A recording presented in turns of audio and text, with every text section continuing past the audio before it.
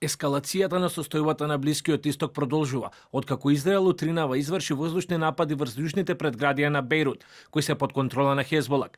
Нападите уследија по лансирање ракети и беспилотни летела кон израелска територија од страна на оваа група, која има поддршка од Иран. Како потенцијална цел се наведува и нуклеарната постројка во Натанс, додека нафтени танкери биле нападнати во близина на Ормускиот теснец. Пријавена е и смрт на 4 американски војници. Како една нација ние тагуваме за вистинските американски патриоти, кои ја дадоа најголемата жртва за нашата нација, дури додека продолжуваме со праведната мисија, за која тие ги дадоа своите животи. Се молиме за целосно поравување на ранетите и ја спраќаме нашата огромна љубов и вечна благодарност на семејствата на жртвите. И за жал, ќе има уште повеќе пред да заврши, тоа така ќе биде.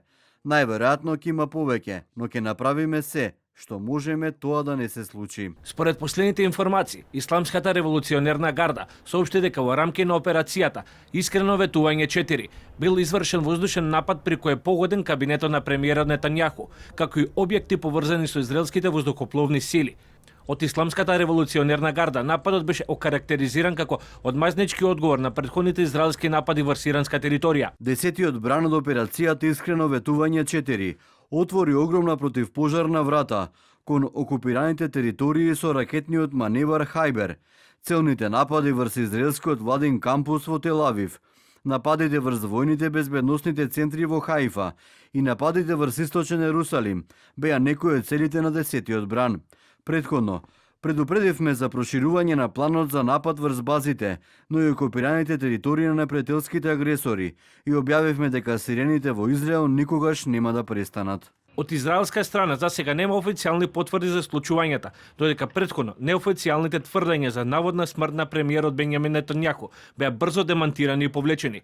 Според одредени извори, премиерот можеби се наоѓа на безбедна локација во Берлин, каде што израелскиот државен авион бил итно пренасочен.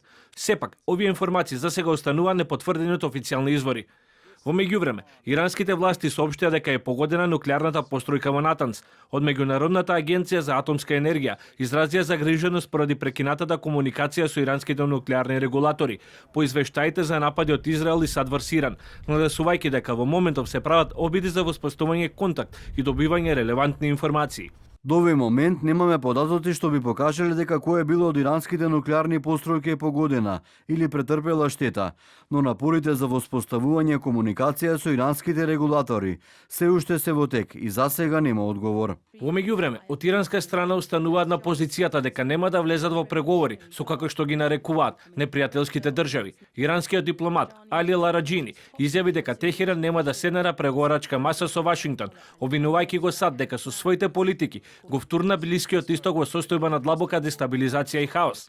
Преку своите заблудни постапки, тој го претвори својот слоган Америка на прво место во Израел на прво место и ги жртвуваше американските војници за амбициите на мокниот и гладниот Израел. Денеска иранската нација се брани, иранските вооружени сили не започнаа инвазија. Инаку, хуманитарните организации проценуваат дека повеќе од 100.000 спасувачи се распоредени низ целата територија погодена од конфликтот, при што над 130 региони се засегнати од војните операции.